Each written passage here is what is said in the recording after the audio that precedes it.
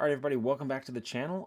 We got another video for you today. We actually are going to be switching back from doing the Garmin R10 stuff that we've been doing on the channel to going back to the MLM2 Pro. I had been basically traded devices with a friend of mine for the last couple of months, and so we finally have swapped back, and so now I can start doing some demonstration videos for you again with that MLM2 Pro. All right, so there's been several app updates since we were basically last testing the MLM2 Pro, so I wanted to quickly just go over those and review those just to kind of see what benefits and features they've kind of launched since we were doing that. So real quick, there's been three updates. Basically, there was one at the end of December, December 19th. That was the 2.7.3 update. It brought more realistic changes to the Rapsodo Range and then also Rapsodo courses. And what I mean by that in the Rapsodo Range, and that's what we're going to demo today, basically they changed the layout completely, added better graphics. You've got you can actually follow the ball in flight now, so it gives you a 3D appearance and 3D feel.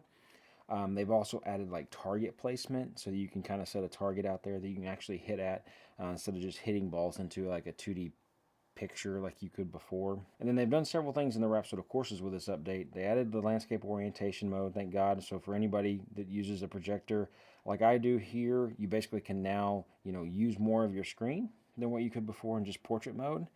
They've added a local multiplayer in this update, and then they also added some elevation to some of the courses to kind of give you a more realistic look as well.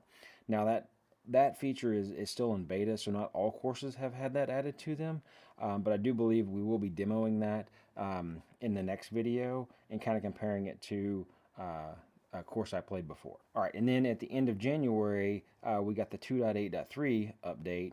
Now, there's only really a couple things here. One was that they partnered with Titleist so that they can start producing Pro V1 and Pro V1X RPT balls, which is great news for people that play that type of ball. Unfortunately, it's been almost 2 months since this update has come out, and the balls are still not for sale yet. So hopefully that's something that will be up for sale here pretty soon. I'd say the biggest feature, though, of this update was they brought R-Speed, which now allows you to do some speed swing training without hitting a golf ball. So you can use kind of your own club just to take swings, just kind of measure your swing speed, or you can use some of the more popular accessories to swing speed train, like the stack and ripsticks and the super speed. So we are going to be doing a future video of that at some point. And then the update that came out last month at the end of February was the 2.8.13. This one here was kind of more focused on really not new features in a sense, but just kind of overall improvements and fixes. The main issue here was it was trying to fix connection issues. Some users had been reporting worse connection after updating. So, I think they were trying to address that with this update. However, I have seen some videos and other users kind of complain that connection issues actually have gotten worse for them. I really didn't have a connection issue previously with the device, so I'm hoping that this doesn't make anything worse, and hopefully it still connects kind of the same way it did before for me. They also brought back the original alignment screen from the Swing camera. So they had kind of changed it at some point to where it was using the impact vision camera, which is really close up on the ball. And I don't think users really like that as much. So they've actually enabled the swing vision camera in alignment again.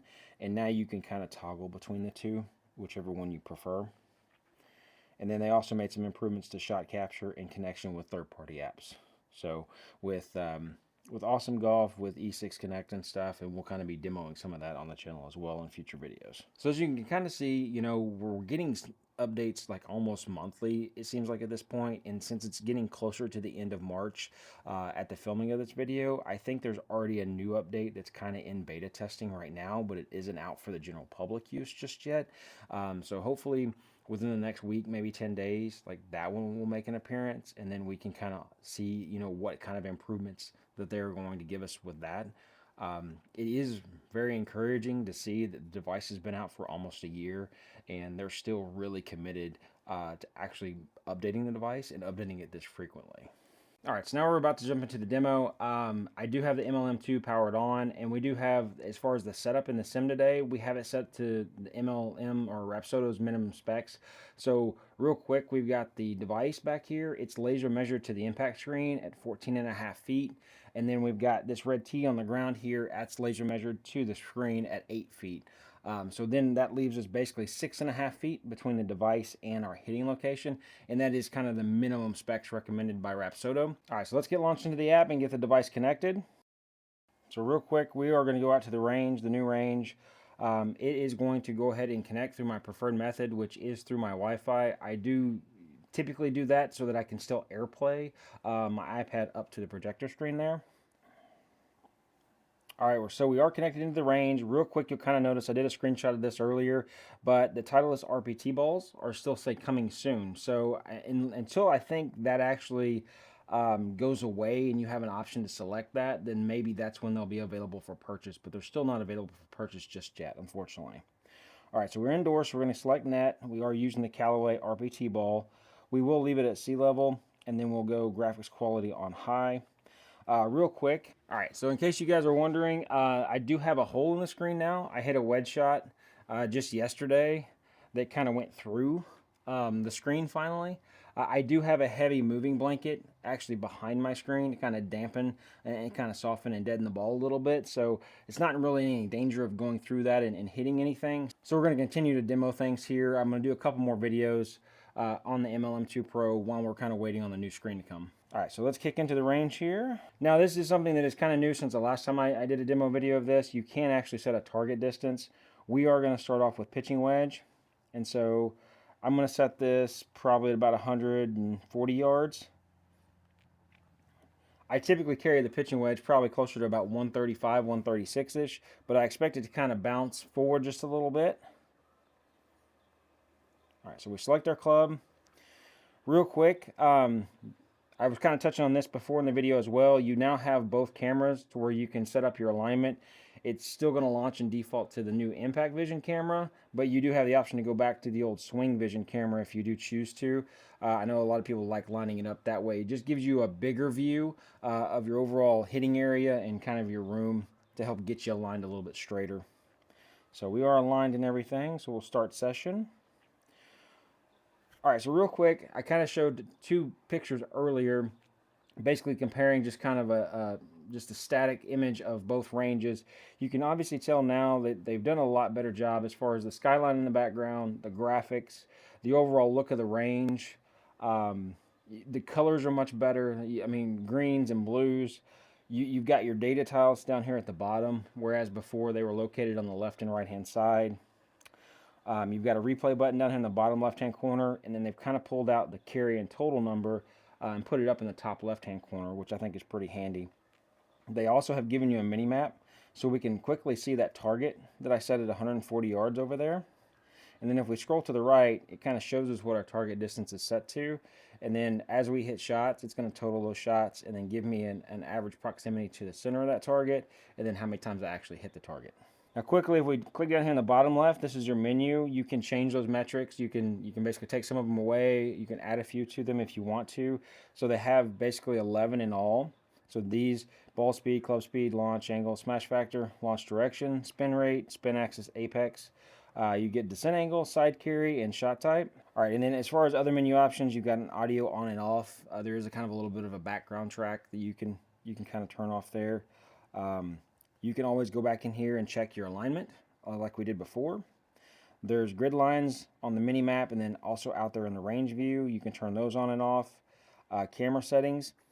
They didn't have this before. It was kind of stationary, and that's the only option you got way back in the old range. But now you actually get that more realistic feel where the camera actually follows the ball, and so you get to see the ball flight all the way to the ground in the landing area. All right, and then if we click on target settings, it takes us back into this menu again where we can actually change our target distance. So we'll just go back here. And then of course there at the very bottom you've got leave session, so you can end your session there. All right, so that's kind of an overview of kind of what the new range looks like. And now we're gonna hit, 3 pitching wedges and just see how close I can get to the actual target. All right, now I have probably taken about, 10 or 12 swings to kind of try to loosen up today before we get going. So I'm hoping to be able to get to my normal average carry distances. Typically with this, it's kind of going to be around 135 yards is my average carry. We did set the target at 140 just because it is probably going to bounce forward just a little bit. So hopefully we can get it out there around that 140 yard mark. All right, so here's the first shot with pitch and wedge.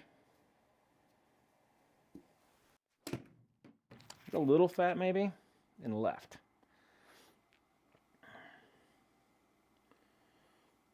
Yeah, so you got the distance out of it, but that's mostly because I also pulled it. Got a little bit further than my normal carry. So not a great shot to start off with. Hopefully we can hit a better one on the second one here.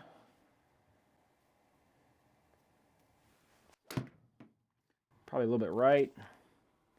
Yeah. A little bit of a cut to it. But at least, like I said, it kind of bounces forward, gets in that green area. So at least we got the second one on the target here. All right, so here's the third and final one. See if we can hit an actual decent one. That's felt like much better contact. So we should be able to land this out there 135-ish or so. Yeah.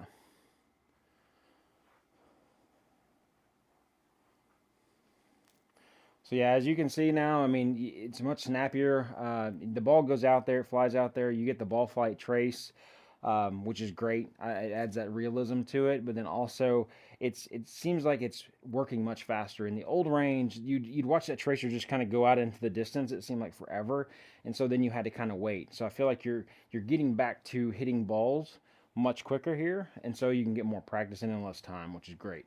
All right, so that was the 3 shots with a pitching wedge. Like I said, if we take the mini map and scroll to the right, we can see the 3 shots we hit. We hit the target with 2 of them. That first one was pretty bad. And then the average proximity to the center of the target was 46 feet, which honestly, with pitching wedges, is really not a good number. I'd expect to be much closer than that, at least maybe inside like 25 or 20 feet with the wedge. All right, so now we're going to change clubs to the 7-iron and hit a few shots. So we'll change the 7-iron real quick. We'll go down here in the bottom left, we'll pull up the menu, and then we're going to change, obviously, our target settings. Typically, I carry this, the 7-iron, probably out there around 175 to 180. So we will set the middle of the target at 185. Okay. And then when you change target, it does automatically pop up, like basically change club. And since we're already selected there, we'll just go ahead and exit out of that. All right, so hopefully I can hit some better ones with the 7-iron here, and we can get out there to that target and get all 3 of them on the target. Might be a little left. Yeah. Pulled that one just a little bit. And again, because I pulled it, hit it a little bit further than my normal carry there. Let's hit shot 2. That's going to be a little thin and right. A little fade to it. Come on. But with the bounce, it's going to work out great.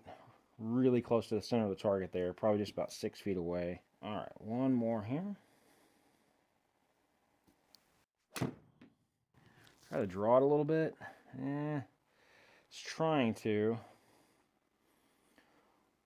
A little more distance. Still got in the green target there in the center. Total 188 yards, so we're probably going to end up about 9 or 10 feet on that shot from the center. All right, so we'll take a quick look. I feel like we had a better grouping there than the pitching wedge. So yeah, all 3 shots hit the target, and then our average proximity was 23 feet. So that's much better than what we did with the wedge, unfortunately there. So, all right, so this time we're going to move up to driver and hit a few. So I'll just go in here and change target settings. We'll set this middle of the target at 300. And then it's going to pop up to change club. We'll select driver. All right, so this could be a real adventure. I've kind of been working on my driver a little bit, trying to change my swing up some to get some more consistency. I'm hoping that I can hit this, get it out there solid maybe 270, 275, 280 for you today, and see if we can get 3 that actually end up on that target that's way out there. All right, so here's shot 1. Felt like pretty decent contact on the face.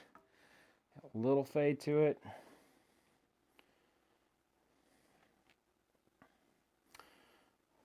So yeah, I know I said all of that, and then I come out here and hit that one as the first shot, but that had to be some dumb blind luck right there. Be great if I could hit 3 of those.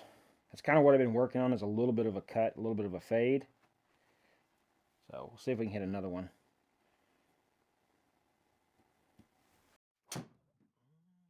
Probably going to fade 2. No. Felt like that one was more towards the heel, so I expected it to come back to the right some, but it just stayed out left. But we were still able to manage to bounce it up there on the target. All right, so one more here.